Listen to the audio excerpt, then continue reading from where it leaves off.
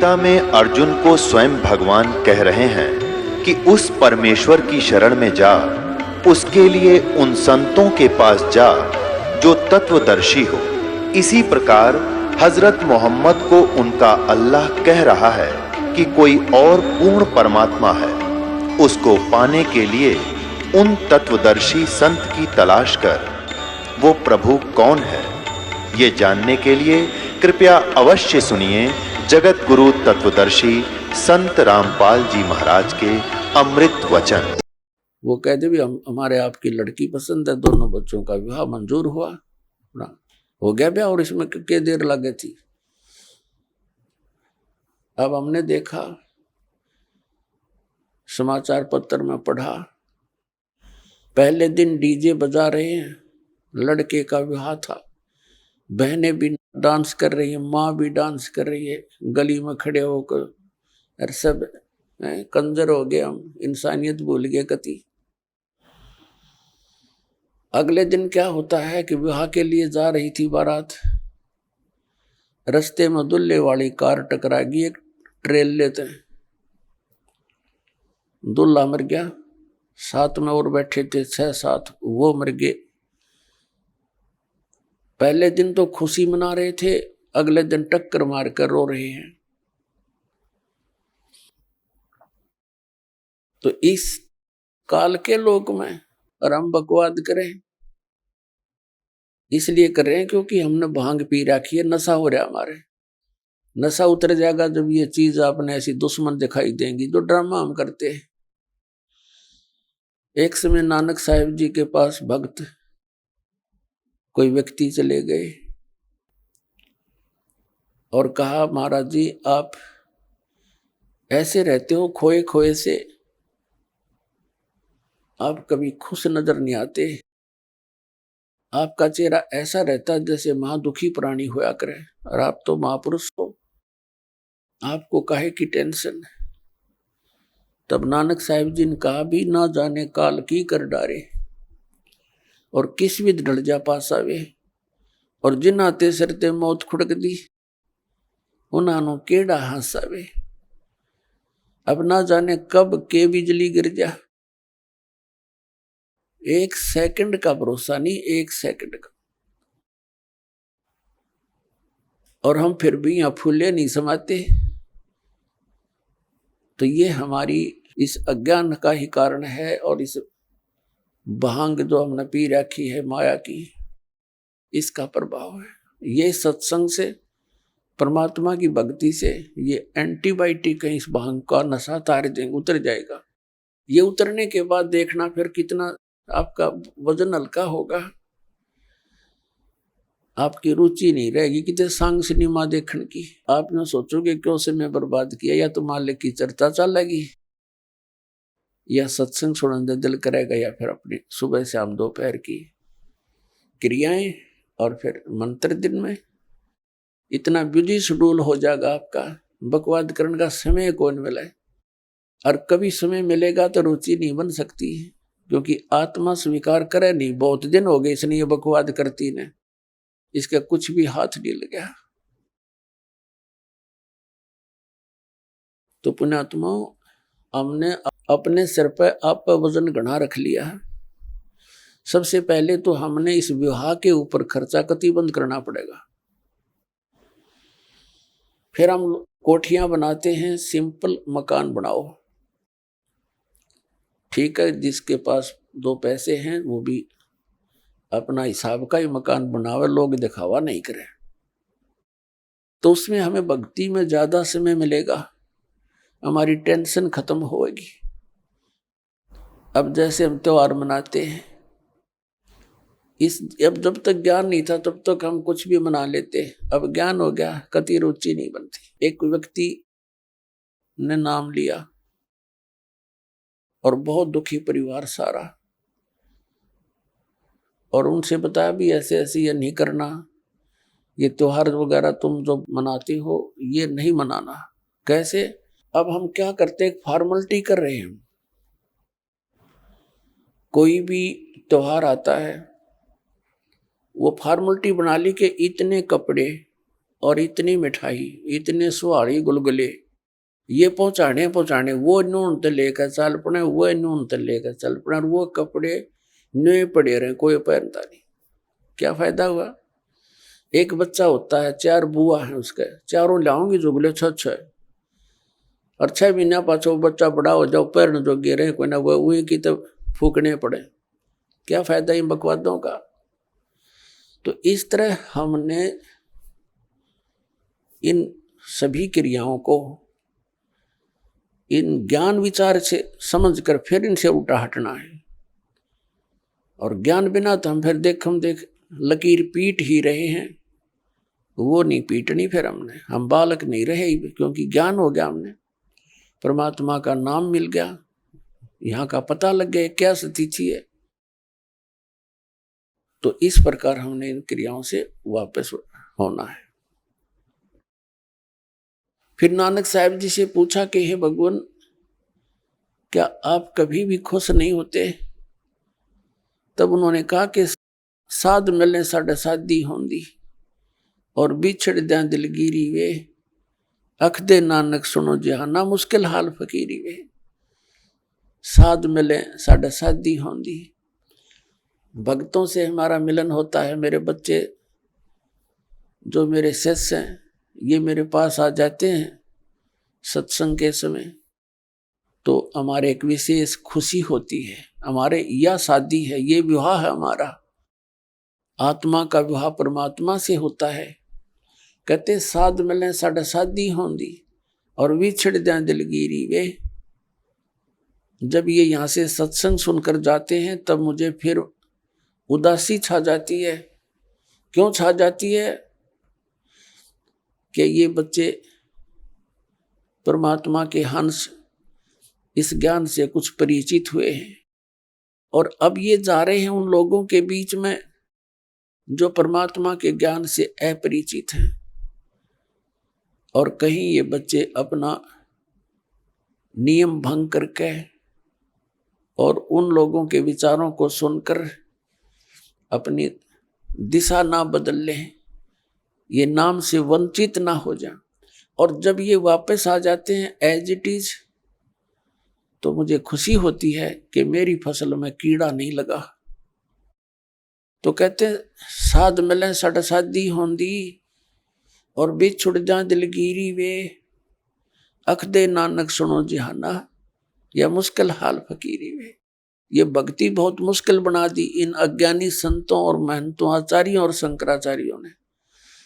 परमात्मा से दूर कर दिया हमारे को, तत्व ज्ञान रहा नहीं, सदग्रंथों का ज्ञान हम तक पहुंचा नहीं, लोक वेद बना करके हमारे को ऐसे दंत कथाएं सुनाती जिनका कहीं कोई सिर पैर नहीं। तो पुण्यात्माओं, अगर आप खुशी मनाओ तो उस दिन की मनाया करो जिस दिन आपने नाम मिला। कबीर साहब कहते हैं जिस दिन सतगुरु भेंटिया सो दिन लेख जान, और बाकी जन्म गंवा दिया बिना गुरु के नाम। जिस दिन आपको उपदेश मिल गया, आपका वो जीवन मनुष्य का उस दिन से जन्म समझ लेना। उससे पहले आपका मनुष्य जीवन नहीं था, लेकिन शरीर बेशक मनुष्य का था। जा दिन सतगुरु भेंटिए सो दिन लेख जान, बाकी समय व्यर्थ गया तेरा बिना गुरु के नाम। तो पुण्यात्माओं, परमात्मा की कृपा से आपको ये सत्संग मिला है, तो सबसे पहले मालिक ने हमारे को शिक्षा देनी पड़ी, और इस शिक्षा के बिना हम भगवान को पहचान नहीं सके थे। उनको मालूम था कि ये खूब बिगड़ेंगे, शिक्षा होते ही ये खूब अवाम उड़ेंगे, वैज्ञानिक पाके गॉड गिवन मटेरियल पर अनुसंधान करके ये भगवान से दूर करने लगे, आप भी होने लगे। कहीं भगवान नहीं है, एक विश्व नियम है, एक एलिमेंट खोज लिया है, उससे सब कुछ बनता है। वो एलिमेंट किसने बनाया? इन वैज्ञानिकों ने बना दिया। परमात्मा के मटेरियल के ऊपर बकवाद करते हैं। अगर 2 वर्ष वर्षा ना हुआ ना, ये वैज्ञानिक भी इनके सारे इंस्ट्रूमेंट अड़क पड़े जले, जंग लाग जाए इनके अंदर। भगवान के रहम को भुला दिया।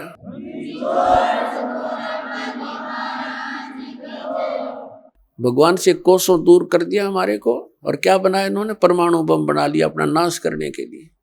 है तेरा गजब है। और पुण्यात्माओं, ये इंटरनेट और ये प्रोजेक्टर, टेलीविजन, ये परमात्मा का दिया हुआ ज्ञान है, जीव सत्र का नहीं है। कि किसी का भूल हो कि मनुष्य बना दे ऐसे आइटम। परमात्मा कबीर जी ने उनको बुद्धि देकर के बनवाया है। और किस लिए? आज के दिन के लिए, इस समय के लिए, कि एक जगह मेरा ज्ञान चला करेगा, करोड़ों बच्चे मेरे एक टाइम पर सुना करेंगे और प्रत्यक्ष प्रमाण देखा करेंगे। प्रोजेक्टर बनवा दिए, दास यहां दिखाता, आप वहां बैठे प्रमाण देख रहे हैं, टीवी के ऊपर देख रहे हैं, घर घर बैठा परमात्मा संदेश भेज रहा है। मालिक को मालूम था, क्योंकि काल ने कहा था, परमात्मा कबीर जी से प्रार्थना की थी, चापलूसी करके के 3 युगों में जीव कम ले जाना, और चौथा युग जब कलयुग आवे, तब तब शरण जीव बहु जावे। ऐसा वचन हर मोय दीजे, तब तुम गमन संसार ही कीजे। परमात्मा के चरण पकड़ के वचनबद्ध कर लिया था कि 3 युगों में जीव वापस कम ले जाना, और चौथा युग जब कलयुग आवे, तब तब शरण जीव बहु जावे। फिर वैसे कितने ले जिए चौथे युग में? तो परमात्मा ने कहा था ठीक है, मैं वचनबद्ध हुआ और चौथे युग कलयुग में जीव ले जाऊंगा। तब एकदम जब देख लिया ना वचनबद्ध हो गए, उसी समय आंखें पलट ली भस्मासुर की तरह, और कहने लगा, बेशक कलयुग में तुम आ जाना, कलयुग में ऐसे कर दूंगा इन प्राणियों को कि ये भक्ति योग्य नहीं रहेंगे, इनके इतने मलिन आत्मा कर दूंगा, और मंदिर, मस्जिद और ये तीर्थों पर, धामों के ऊपर आश्रित कर दूंगा, और देवी देवताओं की पूजा पर इनको आरूढ़ कर दूंगा। आपकी कोई भी बात नहीं सुनेगा, और आ जाना बेशक। बेशक कहा था, जोग जीत जाओ संसारा, जीव न माने कहा तुम्हारा। जीव तुम्हारा कहा न माने, हमारी ओढ़ हो बाद बखाने। ऐसे उल्टे पाठ पढ़वा दूंगा अपने नकली दूध बेच के, कि तुम्हारे साथ तुम्हारे ही बच्चे वाद विवाद क्या करेंगे मेरी ओर, मेरा पक्ष में हो करके, जैसे परमात्मा 600 वर्ष पहले आए थे। उस समय वो क्यों आए थे? इसलिए आए थे कि इस कलयुग में वो मेरे बच्चे मुझे पहचान लेंगे। वो लीला करके चले गए जो भगवान किया करता है। अब उस भगवान के पहचानने में हमें बहुत आसानी हो गई है। यदि 600 वर्ष पहले परमात्मा ना आते तो हम कैसे पहचानते परमात्मा कौन है? भगवान जो लीला किया करते हैं वो प्रत्येक युग में ऐसी ही करते हैं, और उन लीलाओं का प्रमाण हमारे सदग्रंथों में मिलता है। पवित्र 4 वेदों में परमेश्वर की वो महिमा का गुणगान है जो भगवान किया करता है। तो वो लीलाएं किसने की? वो 600 वर्ष पहले बनारस में, काशी शहर में, भारतवर्ष के इस पावन धरती पर आए थे। दुल्हा रूप में, धानक रूप में रहे थे 120 वर्ष वो कबीर परमात्मा। उन्होंने वो लीलाएं की हैं जो वेदों में प्रमाण है जिनका। तो who is God? Kabir is God. परमात्मा कौन है? कबीर साहब परमात्मा है। और परमेश्वर ने 600 वर्ष पहले कहा था, वेद मेरा भेद है, मैं ना वेदन के माही, और जौन वेद से मैं मिलूं ये वेद जानते नहीं। परमात्मा ने कहा था कि ये 4 वेद मेरा ही भेद यानी मेरी महिमा का गुणगान ही कर रहे हैं, लेकिन इन 4 वेदों में वर्णित विधि से मेरी प्राप्ति नहीं हो सकती, सतलोक प्राप्ति नहीं हो सकती, अमरलोक प्राप्ति नहीं हो सकती। इनमें पूजा की विधि नहीं है वो जो सतलोक जा सके हम। तो उसकी पूर्ति करने के लिए परमात्मा स्वयं आते हैं प्रत्येक युग में, और अपने मुख कमल से वाणी बोलते हैं। 4 युग में संत पुकारे, कूक कहा हम हेल रे, हीरे माणक मोती बरसे, ये जग चुगता ढेल रे। कबीर परमात्मा कहते हैं चारों युग में मेरे संत पुकारे, जिनको परमात्मा मिले सतलोक लेकर गए, उनको फिर वापस पृथ्वी पर अपने गवाह बना कर छोड़ा। तो उन्होंने आंखों देखा भगवान का, वो वर्णन किया, उनकी महिमा को बताया। उसके विषय में परमात्मा कहते हैं चारों युग में संत पुकारे, कूक कहा हम हेल रे, हीरे माणक मोती बरसे, ये जग चुगता ढेल रे। चारों युग में मेरे संतों ने यही गुणगान किए, आंखों देखा मेरे को, और मैंने भी आकर के ऊंचे ऊंचे स्वर में कहीं भी खड़े हो गए, मदारी की तरह एक तारा हाथ में लेके अपनी पवित्र वाणी से, अमृत वाणी से वहां वर्षा करने लगे अपने ज्ञान की। और यही तरीके थे, सैकड़ों व्यक्ति इकट्ठे हो जाते थे, परमात्मा की उस अमृत वाणी को सुनकर गदगद हो जाते थे। परमात्मा के मुख से बोली हुई वाणी भी जितने भी वहां उपस्थित लोग सुना करते थे, उनके बहुत से पापों का वो नाश हो जाता था। यानी वो अपने बच्चों को फिर से भक्ति से परिपूर्ण करने के लिए आते रहते हैं, ताकि इनमें आस्था भगवान की बनी रहे। और काल ये चाहता है कि ये नास्तिक हो जाएं, इनको कोई भी आध्यात्मिक लाभ ना हो, ऐसी भक्ति विधि प्रवेश करवा दी संसार में। और परमात्मा से मिलने वाले लाभ समाप्त हो जाने के कारण हम नास्तिकता की तरफ चल पड़े, विकारों की तरफ चल पड़े, ये बुराई करने लग गए, रिश्वत लेने लग गए, क्योंकि हम अपने फिर सूझबूझ से धनवान बनने की कुचेष्टा करने लगे। और जिसका परिणाम ये निकला, हम नास्तिक होते जा रहे हैं और दूने दुखी हो गए। जैसे कोई व्यक्ति 2 नंबर से पैसे इकट्ठे करता है, कोई मिलावट करता है, कोई रिश्वत लेता है, या कोई किसी को धोखा दे करके पैसे इकट्ठे करता है, तो उसके लिए वो विष का काम करेंगे। अब एक व्यक्ति बता रहा था, उसका इकलौता पुत्र बीमार हो गया। पहले तो अपने लोकल डॉक्टरों को दिखाते रहे, कभी आराम हो जाए, कभी फिर हो जाए। फिर ऐसे ही संत साधु संतों के चक्कर में पड़ गए। फिर लास्ट में जब बिल्कुल वो एट द डेथ हो गया, मरने को हुआ, तो उसको फिर पीजीआई ले गए, ऑल इंडिया इंस्टीट्यूट दिल्ली लेकर गए। उसकी दोनों किडनी फेल हो गई। किडनियों का ऑपरेशन हो गया, किसी रिश्तेदार ने दे दुआ दिए हुए। तो फिर क्या हुआ, वो लड़का स्वस्थ हो गया।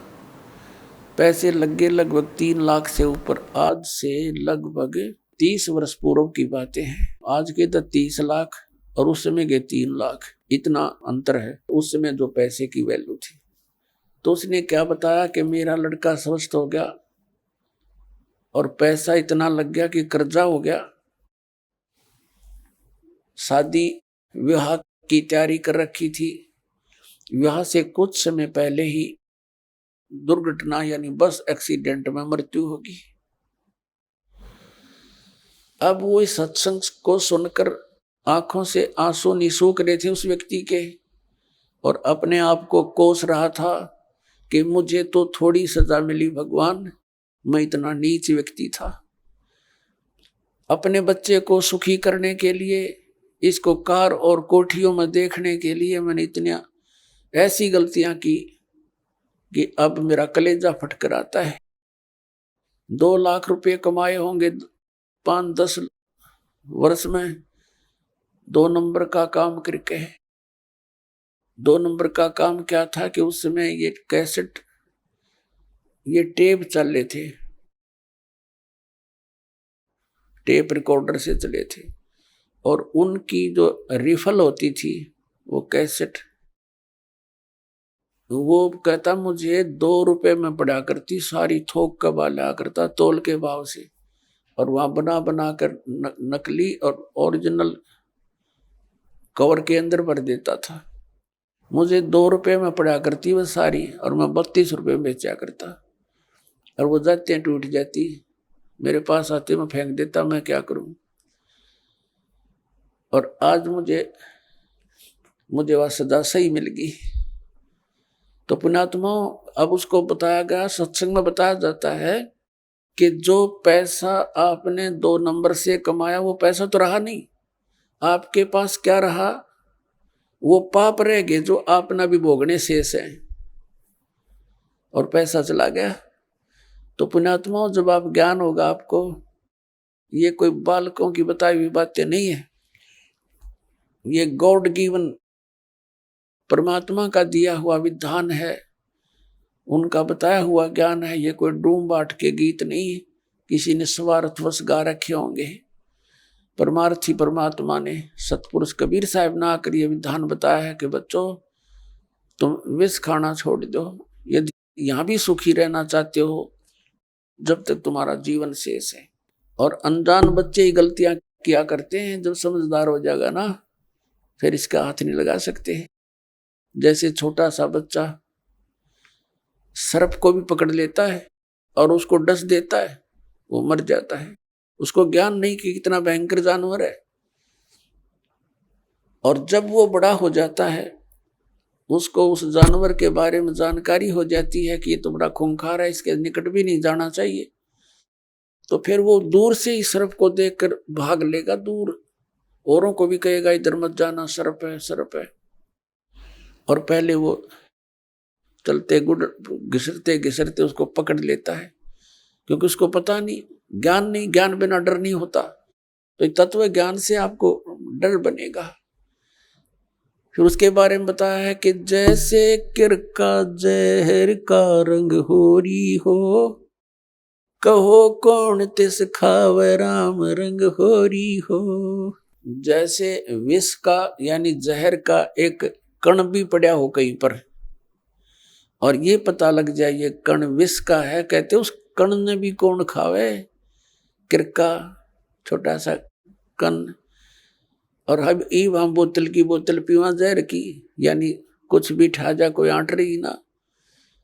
बताओ किसी क्षेत्र में देख ले हाहाकार मची हुई है, किसी भी फील्ड में जाके देख लो, इंसान को संतुष्टि संतोष रहा नहीं।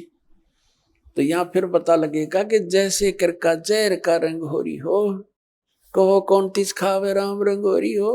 यानी हम धन इकट्ठा करते हैं खुशी मनाने के लिए, तो परमात्मा कहते हैं खुशी तो आपको परमात्मा के रंग में रंगे जाओगे ना, तब ये खुशी होगी, आपकी असली होली फिर होगी, और रोज होगी आपका होली फिर हुआ। इस प्रकार ये ज्ञान होने से पुण्यात्मा हम बहुत से पापों से वैसे ही बच जाएंगे और फिर परमात्मा पाएंगे। तो पुण्यात्माओं प्रसंग चल रहा है कि परमात्मा की भक्ति ना करने से मानव कितना दुखी हो रहा है। श्रीमद् भगवद गीता अध्याय नंबर 4 के श्लोक नंबर 32 में कहा है कि वो सच्चिदानंद घन ब्रह्म ने अपने मुख कमल से जो ज्ञान दिया है वो तत्व ज्ञान है। वो तत्व ज्ञान है जिससे आपका मोक्ष होगा, सब कर्म बंधनों से मुक्त हो जाएगा। और उस तत्व ज्ञान को मैं नहीं जानता, गीता ज्ञान दाता कहता, तत्वदर्शी संतों से पूछ ले, वो बताएंगे। इसने तो अपना पल्ला झाड़ दिया और 18 अध्याय भी बोल दिए, बात वहीं की वहीं छोड़ दी। फिर उस तत्वदर्शी संत की पहचान बताई है गीता अध्याय नंबर 15 के श्लोक नंबर 1 में, श्रीमद् भगवद गीता में, के उल्टे लटके हुए संसार रूपी वृक्ष को, ये संसार रूपी उल्टा लटका हुआ वृक्ष जानो। ऊपर को जो जड़ है वो तो पूर्ण परमात्मा समझ लो, परम अक्षर ब्रह्म सतपुरुष। और ऊपर के लोक जहां वो मालिक रहता है वो सारे मिलकर अमर लोक है वो, लेकिन उसके 4 डिवीजन हैं। एक सतलोक है, दूसरा अलख लोक है, फिर अगम लोक है, और चौथा फिर अकह लोक, अनामी लोक है। वो सारा अमर अक्षेत्र है, वो शाश्वत स्थान है।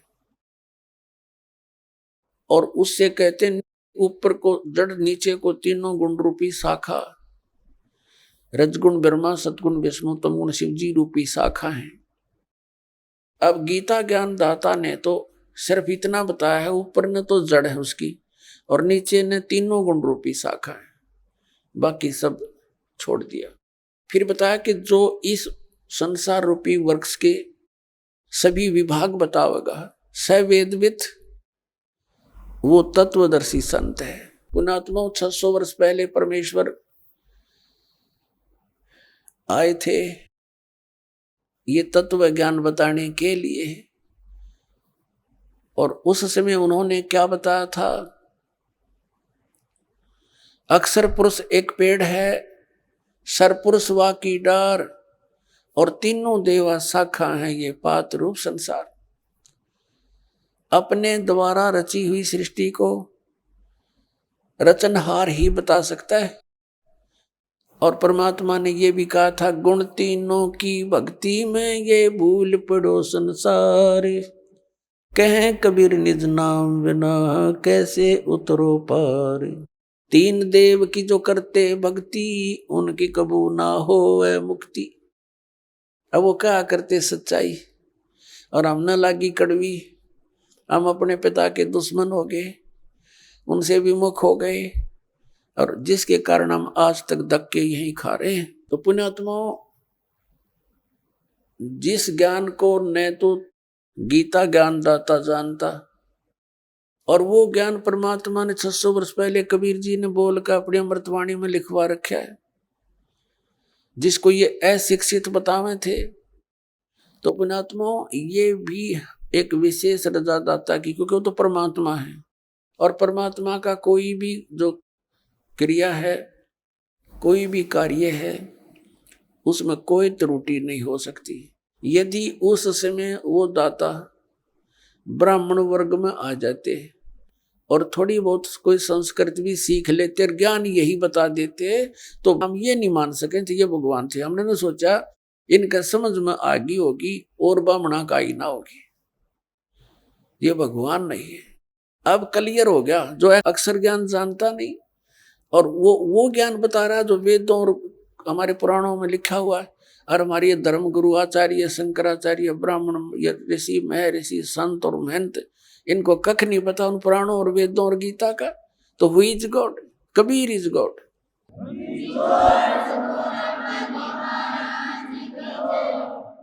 अब श्रीमद् भगवद गीता अध्याय नंबर 15 का श्लोक नंबर 1 समझने में आसानी होगी। पहले चित्र देखिए। ये है उल्टा लटका हुआ संसार रूपी वृक्ष। ऊर्ध्व मूलम अधः शाखम अश्वत्थम प्राहु अवम छंदासी यस्य प्रणानी। प्रणानी माने पत्ते। छंदासी यस्य प्रणानी ये तम वेद स वेदवित। ये देखिएगा श्रीमद् भगवद गीता, गीता प्रेस गोरखपुर से प्रकाशित है। जयदयाल गोविंद का इसके अनुवादक है। अध्याय नंबर 15 का ये पंचदशो अध्याय 15वां अध्याय है और प्रथम मंत्र है। ऊर्ध्व मूलम अधः शाखम अश्वत्थम प्राहु अवम छंदासी यस्य प्रणानी ये तम वेद स वेदवित। वेद माने जानना भी होता है, और वेद ये चारों वेदों का भी बोधक है। ऊर्ध्व माने ऊपर को, मूलम माने जड़, और अधः माने नीचे को, शाखाएं। अश्वत्थम प्राहु अवम ये संसार रूपी पीपल का वृक्ष अविनाशी कहा गया है। छंदासी यानी इसके विभाग, छंद इसके पत्ते, प्रणानी इसके पत्ते, ये जो हैं ये पत्ते आदि इसके विभाग हैं। और ये तम वेद, इन सब को जो जानता है स वेदवित, वह वेद के तात्पर्य को जानने वाला है। इनका पढ़िएगा।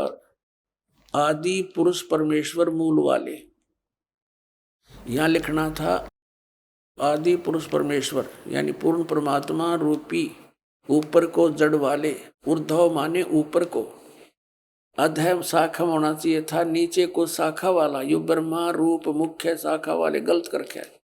क्योंकि इस देखो श्लोक नंबर 2 में 2 बार अधः शब्द है, अधः अधः, और इसका अनुवाद ही नहीं अंग्रेजों ने कर रखा है। देख, अधः माने नीचे, अधः माने नीचे, अरे यहां भूल गई, यहां करके कल्याण मारा, यहां लिखना था नीचे शाखम, कति सीधा, ऊर्ध्व मूलम, ऊपर को मूल वाला और नीचे को शाखा वाला। इस संसार रूपी पीपल के वृक्ष को अविनाशी कहते हैं। वेद जिसके पत्ते कहे गए, इन छंद माने वेद लिखे, ये देखा कल इनकी छंदासी यानी विभाग हैं जिसके ये पत्ते आदि, और इन सब को, इस संसार रूपी वृक्ष को जो पुरुष मूल सहित यानी जड़ से लेकर पत्तों तक तत्व से जानता है, स वेदविद। संस्कृत भी पढ़ लो, यह कोई लंबी चौड़ी बात ना जीवते, हमने ध्यान ना दिया था इसकी ओर। स माने वह है, वेदविद माने वेद के तात्पर्य को जानने वाला, यानी तत्वदर्शी संत है वो, जो इसके सारे विभाग जानता है। तो वो कौन है, किसने बताया ये ज्ञान? कबीर परमेश्वर ने 600 वर्ष पहले, और रामानंद जी को जब उन चारों वेदों का ज्ञाता माना जाता था महर्षि रामानंद जी, और पुराणों को कंठस्थ याद कर रखा था। बाल ब्रह्मचारी और 104 वर्ष का हो गया था डले डोते ने, जब परमात्मा में लेते और सतलोक दिखाकर वापस छोड़ा था अपनी सतीथि से परिचित करा के, जब कहा था तुम साहेब तुम संत हो, तुम सतगुरु तुम हंस, गरीब दास तेरे रूप बिना और न दूजा अंश। तुम साहेब तुम संत हो, तुम ही साहेब माने परमात्मा हो, और तुम ही वास्तव में जो आपके अंदर गुण है, तुम ही वो संत हो, और तुम ही सतगुरु हो। सतगुरु माने सच्चा ज्ञान देने वाले। तो अब देखिएगा, ये उल्टा लटका हुआ संसार रूपी वृक्ष है। परमात्मा ने बताया था अक्षर पुरुष एक पेड़ है जो जमीन से बाहर दिखाई देता है, वो पोर्शन उसको वृक्ष बताते हैं, कहा जाता है। ये समझ लो एक वृक्ष है, और ये तना, ये अक्षर पुरुष है, इसको परब्रह्म भी बोलते हैं। इतना पोर्शन समझो इस संसार रूपी वृक्ष का। और इसे एक मोटी डार निकली है, वो सरपुरुष है। ये अक्षर पुरुष, ये सरपुरुष, ये सरपुरुष, ये इतना है। इसके फिर 3 शाखा होगी। ये तीनों देवा शाखा हैं भाई, पाते रूप संसार। अक्षर पुरुष एक पेड़ है, निरंजन वाकी डारे।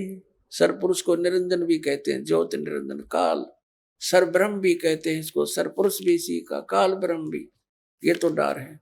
और तीनों देवा शाखा हैं भाई, पाते रूप संसार। ये अमृतवाणी परमात्मा की।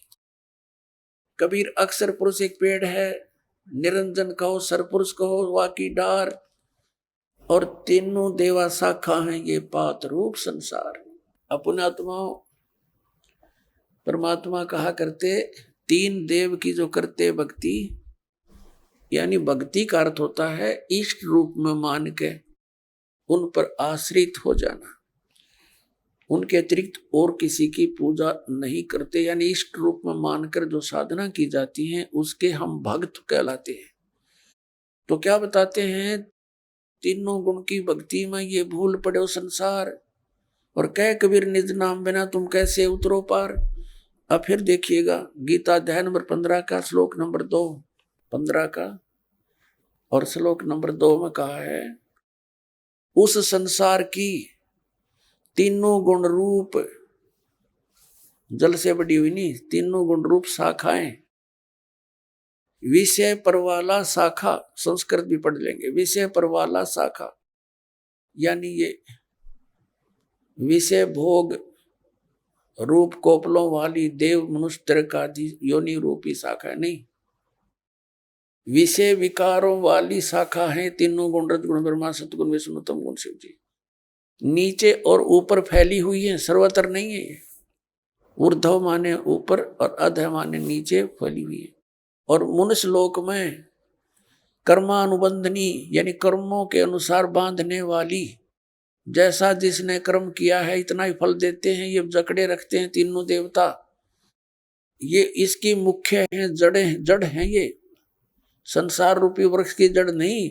हमें या बांधे रखने, कर्मानुसार या बांध रखने के ये मूल कारण है। ये ब्रह्मा विष्णु महेश, ये नीचे और ऊपर व्याप्त हो रही है, सब जगह नहीं।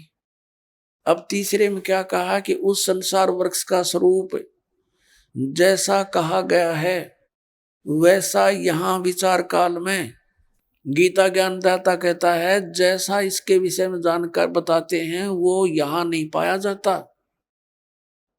वो इस संसार रूप वृक्ष का जैसा स्वरूप कहा वैसा यहाँ विचार काल में यानी तेरे और मेरे गीता जी के विवेचन में, डिस्कशन में नहीं पाया जाता। यानी मैं नहीं बता पाऊंगा इसकी पूरी जानकारी, क्योंकि इसकी न आदि और न अंत है। गीता ज्ञानदाता कहता मैं इसके आदि और अंत से परिचित नहीं हूं और न इसकी अच्छी प्रकार से स्थिति है। इसलिए इस सुविरुद्ध मूलम अति दृढ़ मूल वाले, ये नहीं अति दृढ़ मूल वाले, क्योंकि ऊपर को जो जड़ रूपी है, जो ऊपर जो जड़ बच गई, जैसे आपने ये देखा, अब यहां तक तो आपने देख लिया, देखिएगा अब यहां तक तो आपने देख लिया कि ये अक्षर पुरुष तो एक पेड़ हो गया जमीन से बाहर, सरपुरुष इसकी डार हो गई, तीनों देवा शाखा हो गए, हम पात रूप में समझ ले। लेकिन ये जड़ भी शेष बच गई, ये है वो पूर्ण परमात्मा। इसको पूर्ण ब्रह्म कहो, परमेश्वर कहो, परम अक्षर ब्रह्म कहो, तो ये जड़ है। अब जड़ से ही सारी खुराक मिलती है पौधे से पेड़ को, तो सबका धारण पोषण करने वाला भी यही परमात्मा हुआ जो जड़ रूपी यानी परम अक्षर ब्रह्म परमात्मा है। ये जड़ है, ये परम अक्षर ब्रह्म है। ये है कौन?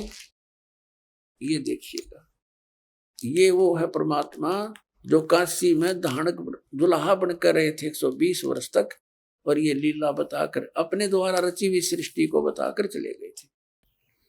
अब ये कंसेप्ट क्लियर करते हैं कि रजगुण ब्रह्मा है, सतगुण विष्णु, तमगुण शिव जी। देखिएगा ये मार्कंडे पुराण, ये मार्कंडे पुराण, ये गीता प्रेस गोरखपुर से प्रकाशित है, सचित्र मोटा टाइप। ये गीता प्रेस गोरखपुर से प्रकाशित है और इसके 123 पृष्ठ पे हम आपको दिखाते हैं। यहाँ से मार्कंडे ऋषि का ये वचन चल रहा है और यहाँ आ जाते हैं हम 123 पृष्ठ पे। अब क्या बताते हैं? रजोगुण प्रधान ब्रह्मा, तमोगुण प्रधान रुद्र, सत्व प्रधान विश्वपालक विष्णु है। यही 3 देवता हैं और यही 3 गुण हैं। स्पष्ट हो गया? रजगुण ब्रह्मा, सतगुण विष्णु, तमगुण शिव जी, यही तीनों देवता हैं और यही 3 गुण, तीनों देवता कहो या 3 गुण कहो, एक बात है। और कति कंसेप्ट क्लियर करते हैं। देवी भागवत के अंदर संस्कृत भी साथ है। अब हम संस्कृत भी पढ़ लेंगे, कोई बड़ी बात नहीं है। अथ श्रीमद देवी भागवत सभाष्टिकम समात्यम, खेमरा श्री कृष्ण दास प्रकाशन, मुंबई से ये छपी है। इसके तीसरे स्कंद के 11वें पृष्ठ पे ये तीसरा स्कंद है। अथ श्री मद देवी भागवते भाषा टीका युक्ते तृतीय स्कंद प्रारंभते। ये तीसरा स्कंद प्रारंभ होता है संस्कृत सहित और टीका सहित है। इसका ये प्रश्न नंबर 11 है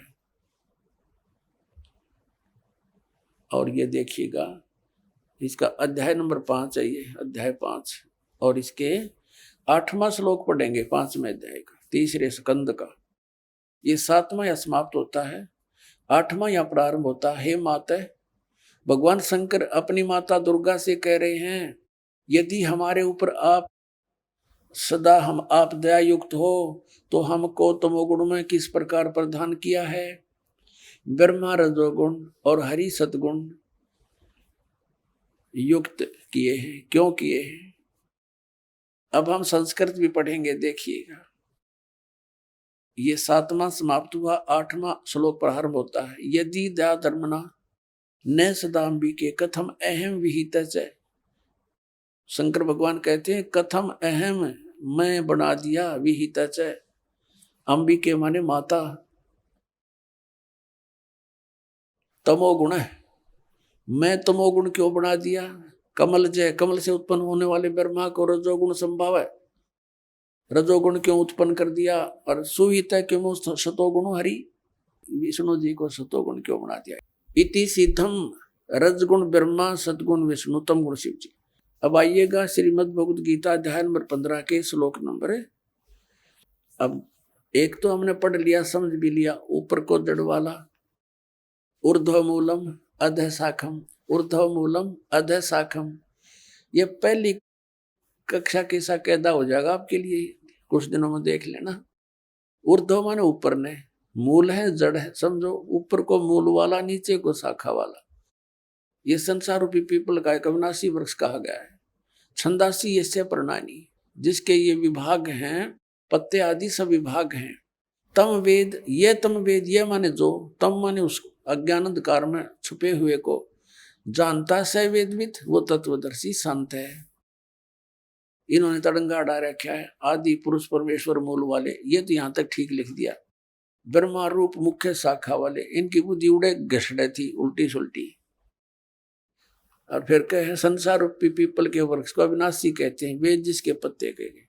और उस संसार रूपी वृक्ष को जो पुरुष मूल सहित यानी जड़ सहित जानता है, जड़ से लेकर पत्तों तक जानता है, तत्व से जानता है, स वेदविद, वह वेद के तात्पर्य को जानने वाला है। अब देखना, अब इस संसार रूपी वृक्ष के क्या बताया है कि उस संसार रूपी वृक्ष की तीनों गुण रूपी, तीनों गुण रूपी, ये अनुवाद गलत कर रहे हैं, विषय पर वाला शाखा, विषय विकारों वाली ये शाखा रजगुण ब्रह्मा सतगुण विष्णु तम गुण शिव जी, तीनों गुण रजगुण ब्रह्मा सतगुण विष्णु तम गुण शिव जी रूपी शाखाएं नीचे और ऊपर फैली हुई है। और मनुष्य लोक में कर्मानुसार यही हमें यहाँ पर फंसा कर रखते हैं, बांध कर रखते हैं, ये ऊपर नीचे व्याप्त है। और फिर बताया है तीसरे में, इस संसार रूपी वृक्ष का स्वरूप जैसा कहा है वैसा यहाँ विचार काल में, यानी तेरे और मेरे गीता जी के डिस्कशन में नहीं पाया जाता। मैं नहीं बता पाऊंगा तुझे इसका आदि और अंत, मुझे ज्ञान नहीं, और न इसकी अच्छी प्रकार कोई स्थिति है।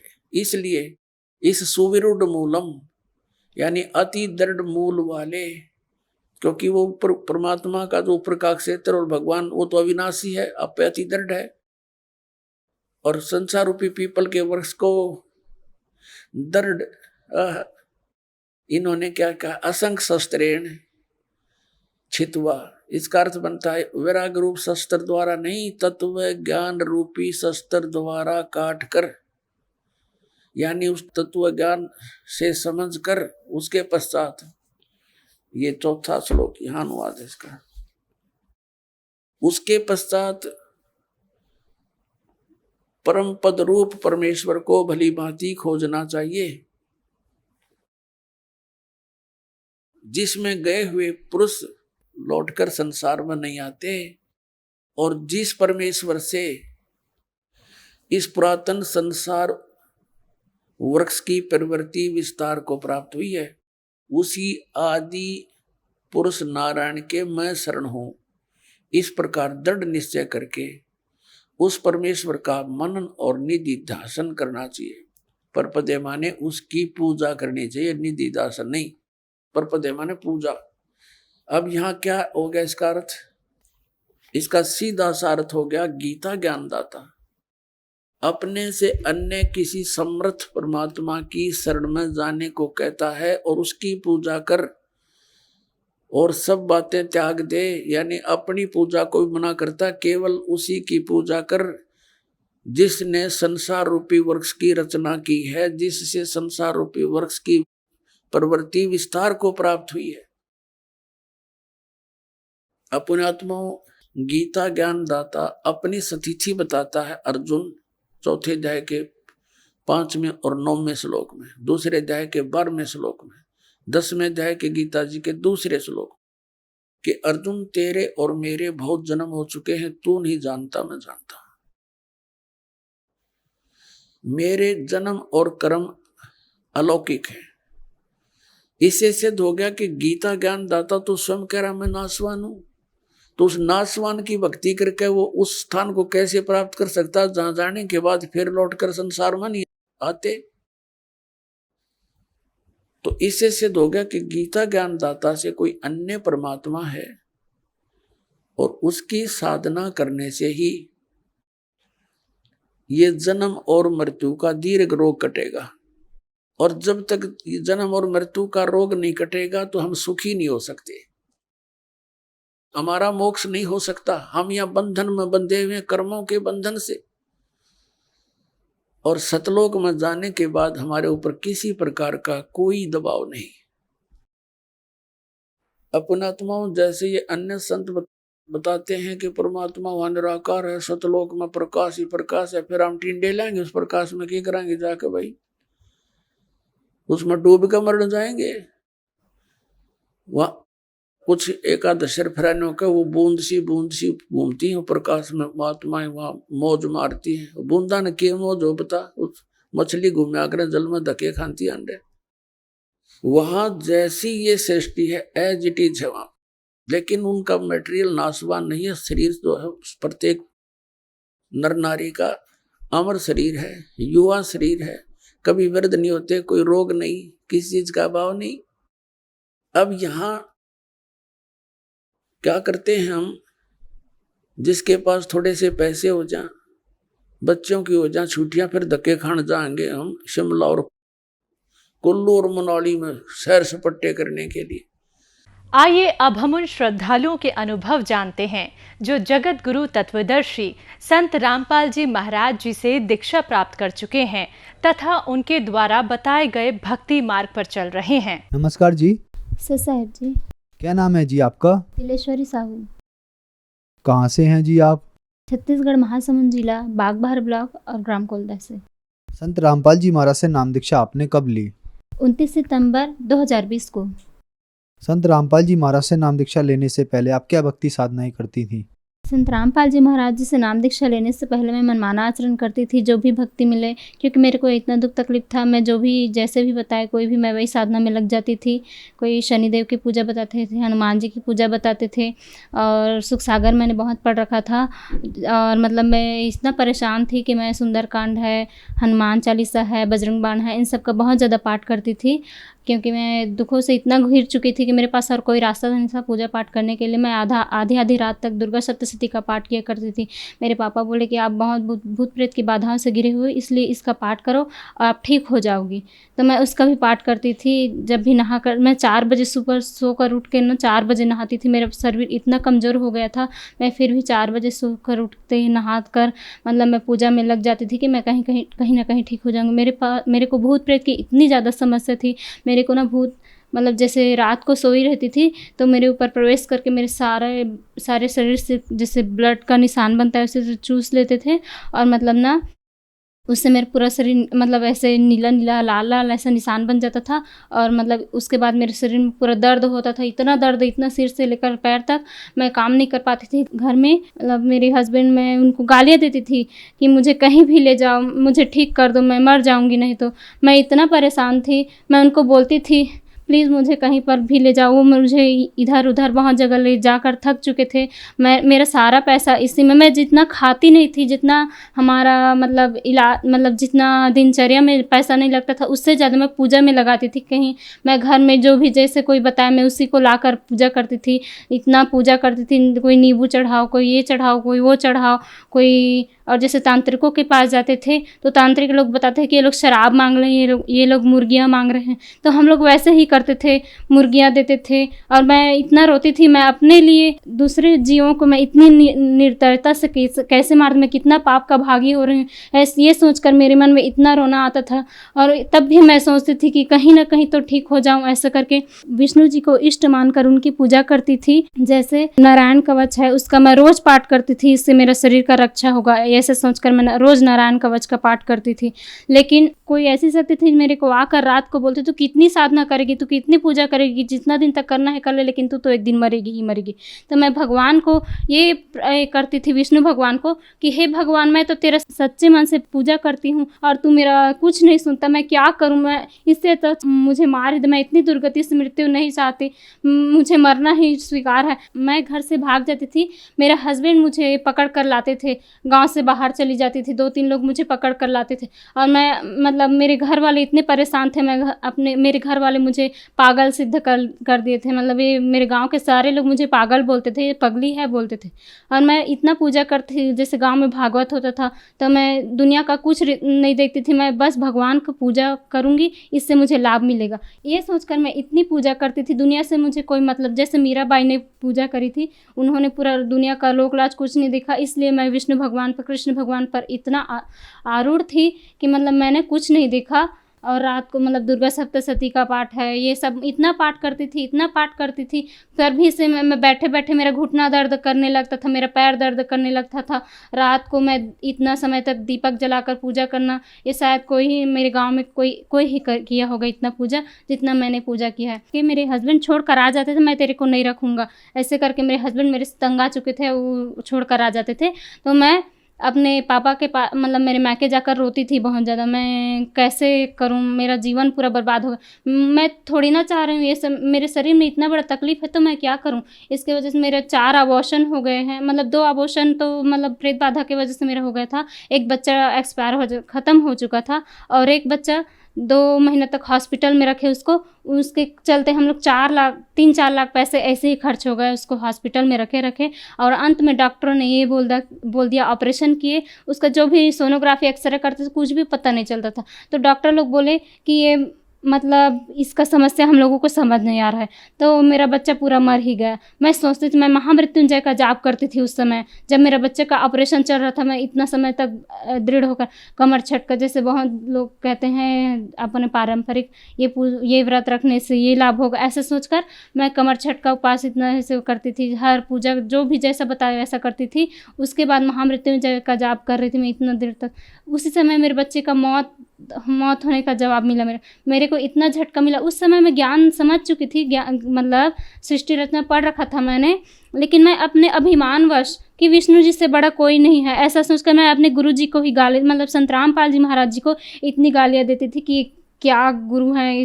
जब थक हार गई, उसके बाद जब संत रामपाल जी महाराज के बारे में पापा ने बताया तो मोबाइल में मैंने सत्संग देखे। उसके बाद पापा बोले कि इसका सत्संग टीवी पर आता है, तो मैं अपने घर आई और उसी दिन रात को टीवी देखने लगी तो सत्संग पूरा ख़त्म हो गया था। इंटरव्यू आया था, उस इंटरव्यू में एक भगतमती थी, वो बता रही थी उनको लिकोरिया और बहुत सारा समस्या था, तो बता रही थी कि मतलब मेरा ये समस्या संत रामपाल जी महाराज जी के शरण में आने से ठीक हो गया। तो मैंने सोचा कि इसका इतना बड़ा समस्या है, ठीक हो गया तो मेरा क्यों नहीं होगा। ये सोचकर मैं अब सिर्फ लाभ लेने के लिए मैं संत रामपाल जी महाराज जी के शरण में आई। उसी दिन संत रामपाल जी महाराज से मैंने नाम लिया। संत रामपाल जी महाराज से नाम दीक्षा लेने के बाद क्या आपको लाभ भी मिले? जब संत रामपाल जी महाराज से मैंने नाम लिया, उस दिन रात को मैं जब सोई थी तो कबीर परमेश्वर मेरे सपने में आए और मतलब मेरे को आकर ऐसे मतलब आशीर्वाद दिए, बस इधर ऐसा छू कर गए। उसके बाद मेरी इतनी शांति मिली मैं बता नहीं सकती उस रात को। मतलब मैं ऐसा लगा कि आज मैंने सच्चा परमात्मा पाया है, आज मैंने पूरा जीवन मतलब आज ही मेरा जीवन सार्थक हुआ। संत रामपाल जी महाराज जी से नाम लेने के बाद सबसे पहले मेरे भूत प्रेत की बाधाएं थी वो ठीक हुई। जैसे ही नाम लिया मतलब वो जो निशान बनता था मेरे शरीर में वो ठीक हुआ। तो मेरे को वही गांठ हो गया था बच्चेदानी में और लिकोरिया का समस्या मेरे पहले से था, जिसको डॉक्टर से पहले से इलाज करा कर थक चुकी थी। तो डॉक्टर लोग ये बोलते थे कि दवाई से इलाज करा रही थी, लेकिन दवाई खा कर मेरा शरीर इतना ख़राब हो चुका है। मेरे हस्बैंड बोलते थे कि दवाई खाने इसके वजह से तेरा शरीर ख़राब हो चुका है, तू खाना से ज़्यादा दवाई खाते, तेरा तो दवाई ही आहार बन चुका है। ऐसा कहकर मेरे हस्बैंड बोलते थे। मैं भी तंग आ गई थी दवाइयाँ खाने से। तो मतलब ना वही गांठ हो गया बच्चेदानी में और सूजन आ गया था बच्चेदानी में और किडनी में भी पथरी हो गया था, उसमें भी सूजन था, किडनियों में लीवर में सूजन था। और खाना खाती थी तो पूरा खट्टा बनाकर मतलब पूरा पेट कब्ज बन जाता था, मतलब एसिड बन जाता था, जिसकी वजह से मेरे पानी भी पाचन नहीं हो पाता था, जिससे मेरे नस नस कमज़ोर हो गए थे, मतलब अकड़न टाइप से महसूस होता था। डॉक्टर लोग यही बोल रहे थे कि मेरे बच्चेदानी में जो गांठ है वो आपके बार बार अबॉर्शन की वजह से हुआ है और इसकी वजह से लिकोरिया का समस्या है और ये गांठ आगे चलकर न जाने किसका रूप ले ले। उसके बाद संत रामपाल जी महाराज जी से मैंने अरदास लगाया तो संत रामपाल जी महाराज ने कहा कि परमात्मा दया करेंगे, विश्वास रखो बेटा परमात्मा के ऊपर, हो सकता है परमात्मा ही डॉक्टर बन के आपका इलाज कर दे। तो मैं यही सोचकर फिर से डॉक्टर के पास गई, तो बस गोलियां दी डॉक्टर ने, एक मतलब छोटा सा, मतलब 2-3 दिन का, बस उसी से मैं ठीक हो गई। ऑपरेशन नहीं हुआ। ये देख सकते हैं आप, मेरी ये सोहम हॉस्पिटल का रिपोर्ट है, जिसमें डॉक्टरों ने बताया था कि आपके बच्चेदानी में ओवरी सिस्ट है, बच्चेदानी में गांठ है, जिसका ऑपरेशन करना पड़ेगा और ऑपरेशन के बिना ये ठीक नहीं हो सकता, ऐसा बोले थे। लेकिन उसी के बाद मैं, मतलब कुछ दिन बाद जब मेरे को और समस्या बढ़ती ही गई, उसके बाद संत रामपाल जी महाराज जी से मैंने अरदास लगाया। संत रामपाल जी महाराज ने कहा कि परमात्मा दया करेंगे, विश्वास रखो बेटा परमात्मा के ऊपर, हो सकता है परमात्मा ही डॉक्टर बन के आपका इलाज कर दे। उसके बाद मैं आदित्य हॉस्पिटल में गई महासमुंद में, वहाँ फिर से चेकअप करवाया तो उसमें पूरा रिपोर्ट नॉर्मल आया। ये देखो, ये है मेरे को कोई ऑपरेशन की ज़रूरत नहीं, कोई दवाई की ज़रूरत नहीं पड़ी। मैं संत रामपाल जी महाराज की दया से ऐसे ही प्रार्थना लगाने पर ही ठीक हो गई। संत रामपाल जी महाराज ही ऐसे सच्चे सद्गुरु हैं जो मतलब बिना दवाई के, बिना कोई ऑपरेशन के सारी तकलीफ़ें दूर कर रहे हैं। मेरे घर में ना आर्थिक तंगी थी और मांस मछली खाते थे, मैं भी खाती थी, लेकिन संत रामपाल जी महाराज जी के शरण में आने से मतलब हमारे घर में नशा, मतलब मांस मछली तो छूट ही गया, और मतलब ये जो आर्थिक तंगी है जिसकी वजह से हमारे घर में हमारे सारे पैसे डॉक्टर के पास जाते थे, वह गाँव के पास जाते थे, वो पैसा आज परमात्मा की दया से बच गया है और उसी से हमारा मतलब जीवन निर्वाह अच्छे से चल रहा है। संत रामपाल जी महाराज से नाम दीक्षा लेने के बाद आपको बहुत सारे लाभ मिले, तो जो दर्शक आज आपको टीवी पर देख रहे हैं या जो महिलाएं आपको टीवी पर देख रहे हैं, अगर वो दुखी हैं, उनके लिए आप क्या कहना चाहेंगी? देखिए, संत रामपाल जी महाराज इस पृथ्वी पर उस परमात्मा का स्वरूप है, परमात्मा ही इस धरती पर आए हुए हैं। इस पृथ्वी पर जितने भी धर्मगुरु हैं वो लोग तो अपनी अपनी मनमानी साधना करा ही रहे हैं, लेकिन संत रामपाल जी महाराज हमें इस दुखों के घरों से निकालने के लिए, हमें सद्भक्ति कराने के लिए, पूर्ण मोक्ष दिलाने के लिए इस धरती पर आए हुए हैं और हम उनको पहचान नहीं पा रहे हैं। तो आप सभी से मेरा यही प्रार्थना है, प्लीज़ प्लीज़ प्लीज़ आप संत रामपाल जी महाराज जी को एक बार पहचानो, उनका सत्संग देखें, उनकी पुस्तक खोल कर देखें। उन्होंने पूरे पुस्तकों में प्रमाण सहित 4 वेद, गीता, 6 शास्त्र, 18 पुराण, ये सब खोल कर बता दिए हैं। हम लोगों के सामने प्रत्यक्ष प्रमाण सहित रख रहे हैं। इसके बाद भी हम उनको नहीं पहचानेंगे तो ये हमारी मूर्खता है। आप प्लीज़ इनका सत्संग एक बार देखिए और कम से कम इस बात के लिए देखिए कि क्या ये सही कह रहे हैं या गलत, परख कीजिए। आज हम सभी चीज़ों में प्रूफ देखते हैं, लेकिन ज्ञान में हम लोग प्रूफ नहीं देखते। जब हमें दुख तकलीफ होगा उस समय हमारे साथ कोई नहीं होगा, सिर्फ भगवान ही साथ देता है। तो वो भगवान केवल संत रामपाल जी महाराज जी ही इस पृथ्वी पर हमें इस दुखों से निजात दिलाने के लिए आए हुए हैं। आप प्लीज़ उनसे नाम दीक्षा लीजिए और अपना कल्याण करवाइए। संत रामपाल जी से नाम दीक्षा कैसे ली जा सकती है?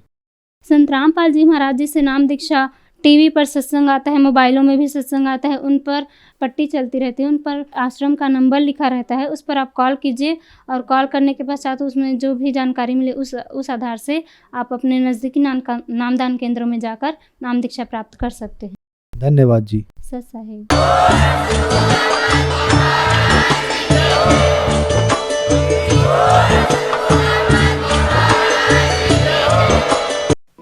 आप सुन रहे थे जगत गुरु तत्वदर्शी संत रामपाल जी महाराज के मंगल प्रवचन।